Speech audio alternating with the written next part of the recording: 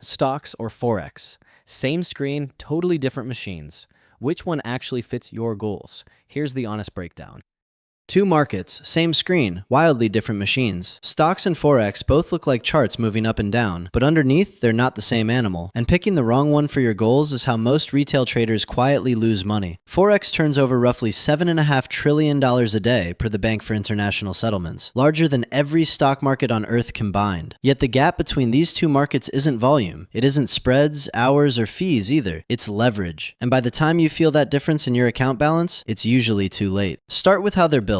A stock exchange is a single matching engine. When you buy 100 shares of Apple, your order routes to the NYSE, hits a public order book, matches a seller, and within seconds the trade prints on a tape anyone can see. One official price. One regulator per venue, the SEC for NYSE listed stocks, the FCA for London. Audited reporting. The whole system is built around transparency. Forex has none of that. There is no central exchange. When you click Buy Euro USD, your broker pulls liquidity from a network of banks, JPMorgan, Citi, UBS, Deutsche, plus market makers like XTX and Jump trading, each quoting their own price. No public tape. Volume figures are estimates, pulled from settlement data. The official euro-dollar rate at any given moment is just whatever the biggest players are showing. That one structural difference, centralized order book versus OTC bank network, drives almost everything that follows. And it shows up first in the trading day. Stocks trade in sessions. NYSE and NASDAQ, 9:30 to 4 p.m. Eastern, Monday to Friday. London opens 8 a.m. local. Frankfurt's Xetra runs 9 to 5:30 Central European time. Tokyo runs mornings with a lunch break. Yes, US brokers offer pre-market and after-hours sessions, but liquidity outside the regular session is thin. Spreads can be 5 to 10 times wider, and a single market order can shove the price further than you'd like.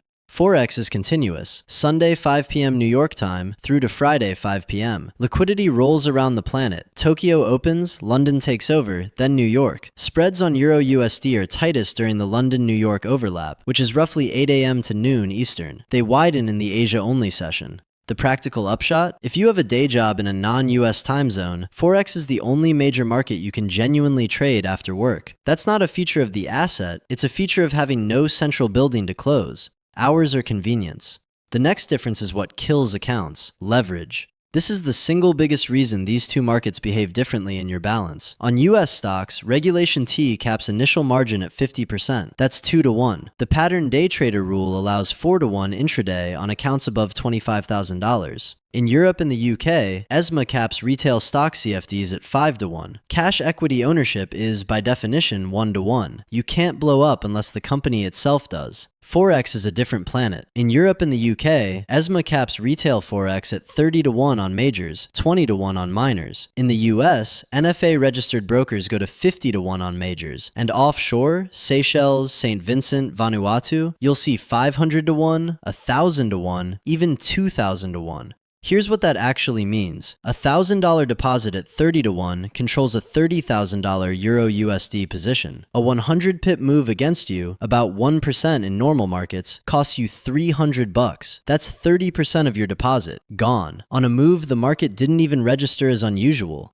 And this is the trap. Euro USD on a typical day moves 0.3 to 0.6%. The S&P 500 moves 0.5 to 1%. Forex looks calmer on the chart, and it is, but the leverage flips it. A 1% move on a 30 to 1 Forex position is dollar for dollar the same as a 30% move on an unleveraged stock. The risk doesn't live in the asset, it lives in the position size. That's the answer to what I opened with. The 70 to 85% retail loss disclosure on every European broker's homepage, not boilerplate. That's the math of leverage doing its job.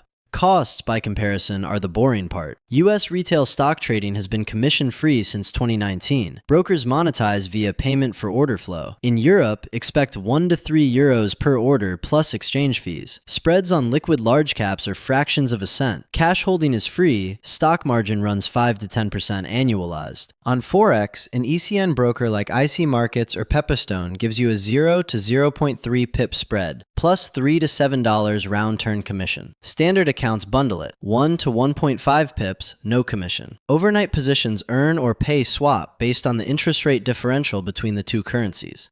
Per round trip on majors, Forex is one of the cheapest markets in the world. Per share, US equities are essentially free. But here's the part people miss. Cost matters in proportion to turnover, not absolute terms. A 0.1 pip euro-dollar-dollar spread looks cheap until you remember a scalper pays it 50 times a day. A buy and hold investor pays it twice in 3 years. Cheap per trade is not the same as cheap per strategy. Regulation tracks the same pattern. Stock markets are policed by national regulators that predate the internet. SEC, FCA, BaFin, ASIC, SEBI, JFSA, HKMA. Long track records. Audited financials, insider trading enforcement, resolution funds. SIPC covers up to $500,000 in the US. FSCS covers up to £85,000 in the UK. Forex regulation is a tier system. In the US, you can legally trade Forex only with an NFA-registered dealer holding $20 million in capital minimum. EU and UK retail Forex sits under FCA and the national equivalents enforcing ESMA rules. Then there's offshore. Seychelles, Mauritius, SVG. Calling that regulated is generous. If you're in Europe and you find a broker offering 500 to 1 leverage, that broker is operating outside your regulator's reach. Your deposit protection is zero. And that's the cruel part. Both markets are equally easy to enter. A fractional share broker lets you own $1 of Apple. A reputable Forex broker opens an account with $50 to $200 and lets you trade micro lots, 10 cents per pip. Same psychological barrier, wildly different leverage. That asymmetry is exactly why retail Forex loses money at the rates the regulators document.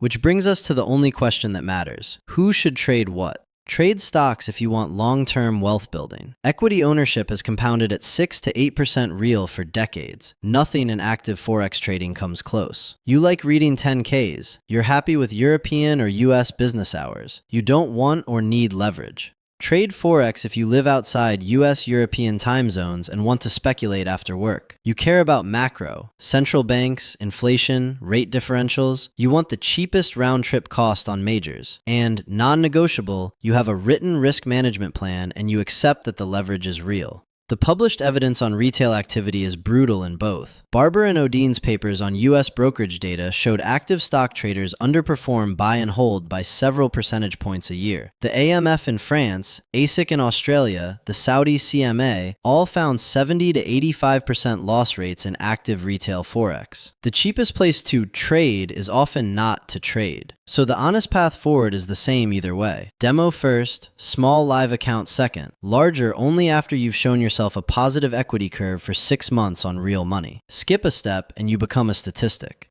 And remember that $1,000 at 30 to 1. That's the real difference between these two markets. Not the spreads, not the hours. Leverage, and whether you respect it. Stocks for long-term wealth, Forex for leveraged speculation with a written plan. Full breakdown linked in the description.